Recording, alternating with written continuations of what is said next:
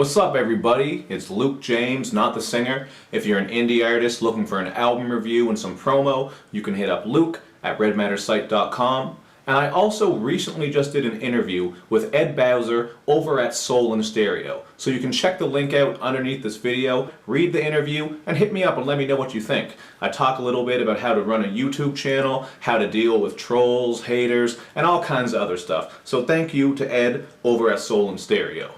But what I have for you guys today is another episode of The Archives. And this time we're taking a look back at Dr. Dre's album, The Chronic 2001. Which actually dropped in 1999 and is a follow-up to his 1992 release, The Chronic.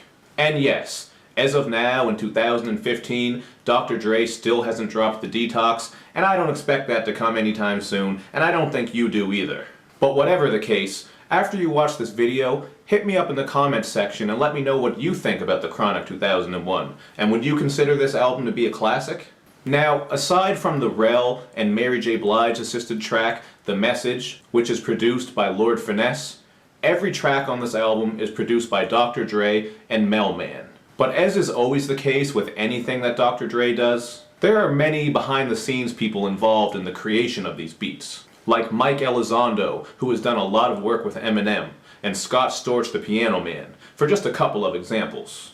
And the same thing can be said about the lyrics on this album, because Dr. Dre has always been known to make use of ghostwriters. Some of the names that get thrown around for ghostwriting his verses on this album include Nas, Snoop, Jay-Z, Eminem, and Royce the 5'9", but it's very possible that other people helped out as well. So, the lead single for this album was Still D.R.E, featuring Snoop Dogg. And to this day, it's one of those songs that everyone is familiar with because of those twinkling keyboard keys and that catchy hook. But it was the second single, Forgot About Dre with Eminem, that really brought a lot of attention to this album. The beat on Forgot About Dre is one of Dre's best, in my opinion, with its smooth bass line, guitar plucks, and strings. And on this track, Dre spit about his past accomplishments, and he also got at some of the critics who thought that he just didn't have it anymore. But as good as all of that was, it was a rapid-fire hook by Eminem and Eminem's verse that really got people talking about this song. I can just remember rewinding Eminem's verse back time and time again when I first heard this track because I thought it was so crazy and he was just saying so many insane things on here. But back in the day, that was pretty much the case with every Eminem verse. Other singles from this album include The Watcher, where Dre spit about all of the things that he's seen and how the rap game has changed over the years. And the next episode, with Corrupt, Snoop, and Nate Dogg, has one of the most legendary outros of all time, when Nate Dogg shouts out, "Hey, hey, hey, hey, smoke weed every day." I know, I didn't do that very good, but hey man, Nate Dogg is the greatest. Rest in peace, Nate Dogg. But even outside of all of these great singles, I think this whole album is on point. Let's Get High is some of that classic California barbecue music. And the song, Some LA Niggas, is just a huge West Coast posse cut, featuring D.R.E, Hitman, King T, Nocturnal, Cocaine, MC Ren, Time Bomb, and Exhibit.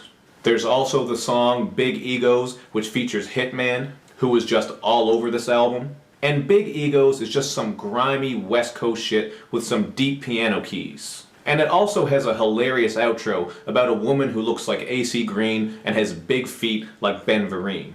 Now there's quite a bit of sexual content on this album too, like the Pause for Porno interlude, which is nothing but audio of porn legend Jake Steed just busting up some ass. And of course, there's the funky, unforgettable track Fuck You, where Dre, Snoop, and Devin the Dude make their intentions perfectly clear. They just want to hit it and quit it. This song has a classic hook from Devin, who I think is one of the best hook masters in the game. But one of the lines that just always makes me laugh on this song is when Snoop Dogg spits, "I fucked her on the floor so I wouldn't mess up my bed, and then Lil Half Dead put his dick on her head." That line just always sticks out to me, like it's kind of weird. Why would he just casually put his dick on her head? Is there something I'm missing? It just seems like a strange thing to do, just to drape your cock over some poor lady's forehead.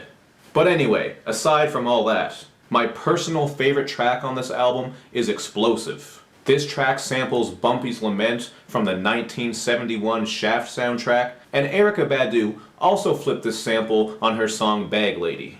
Corrupt kicks Explosive off with just a hilarious, pimtastic verse that is just overly explicit. But Nate Dogg steals the show with one of my favorite Nate Dogg verses ever. One of my favorite verses of all time, really. Not that it's lyrically deep or anything like that, but it's just so damn catchy, and the way that Nate Dogg glides over the beat is beautiful. He borrows a little bit from his classic Ain't No Fun verse, but he mixes it up enough just so it's still fresh and as catchy as ever. It's just one of those verses that I'm going to sing along with every time I hear it. And hell, sometimes it just pops in my head when I'm at work and I start singing it. But I gotta sing it kinda low, cause you know, I don't want to get fired for singing some of that shit. So as you can see, I've talked a lot about guest features in this review, because this album is just smothered in them. And while I didn't touch on every track and feature on this album, I think this review would be a little bit of a fail if I didn't mention the song What's the Difference featuring Exhibit and Eminem. This track has a great beat with some really crisp drums and what sounds like a deep tuba sample, and it has Dre reminiscing about his history with NWA. It also features Exhibit, like I mentioned, who drops one of those quintessential grimy Exhibit verses that's full of wordplay. But of course, Eminem really stuck out on this track because of his profession of love for Dr. Dre at the start of his verse, and his morbid bars about driving around California with his dead ex-wife in the passenger seat. Just that classic Eminem shit. And classic is definitely a word that you can use to describe this album, if you ask me. The production on Chronic 2001 was classic back then, and I think it still holds up now in 2015. Like, you can still bang this as you're driving around or at a party or anywhere, really. Well, probably not anywhere, like you don't want to bump it at a preschool or something like that, but you know what I mean. And on top of all that, it's fun, funny, and gangsta all at the same time. And it's even educational, because on the song Housewife, Corrupt, Dre, and Hitman taught us one of life's most valuable lessons. You can't make a hoe a housewife. Remember that. It's important information. So that's just what I thought about Dr. Dre's The Chronic 2001, but you guys hit me up in the comment section and let me know what you think. Do you think it's a classic? Do you have any fond memories from this album, or favorite songs or verses? Let me know and I'll get back to you.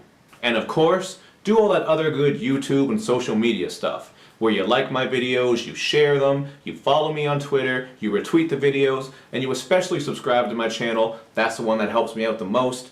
Thanks a lot for watching, guys. Check out the interview with Edward Bowser on Soul and Stereo, and I'll see you next time.